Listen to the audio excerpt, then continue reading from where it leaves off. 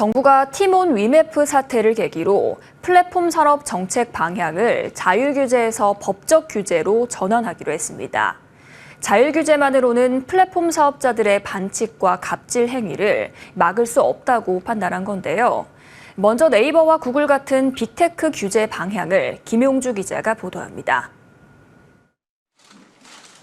정부는 거센 반발에 부딪혔던 플랫폼법 제정을 포기하고 공정거래법을 개정해 독과점 플랫폼을 규제하기로 했습니다.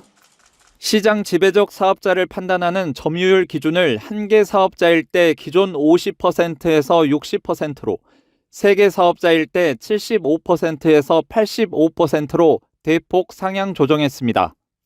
다만 한 개 회사 이용자가 1,000만 명 미만이거나 점유율 20% 미만일 때 또는 매출 4조 원 미만일 경우 규제 대상에서 제외됩니다. 특히 시장 지배적 사업자를 사전에 지정하지 않고 법 위반 이후 판단하는 사후 추정 제도를 새롭게 도입했습니다.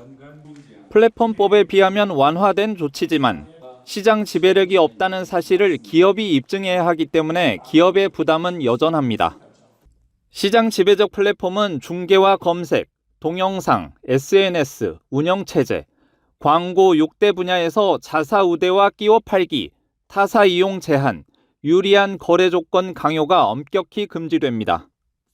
이를 위반하면 임시 중지 명령이 내려지고 기존 6%보다 상향된 8%의 국내 매출액을 과징금으로 내야 합니다. 당초 사전 지정 방침을 발표했으나 업계, 전문가, 관계부처 의견 등을 종합 검토하여 사후 추정으로 변경하였습니다. 개정안 기준을 적용하면 네이버와 카카오, 구글 등 5개 내외 플랫폼 사업자가 규제 대상에 포함될 것으로 예상됩니다. 공정위는 수시로 실태 조사를 통해 시장 상황을 사전 파악하기 때문에 법 위반 시 신속한 대응이 가능할 것으로 기대하고 있습니다. 하지만 시장 점유율 산정이 쉽지 않은 플랫폼 산업 특성상 시장 지배력 판단 기준이 제각각이어서 갈등이 커질 가능성도 있습니다.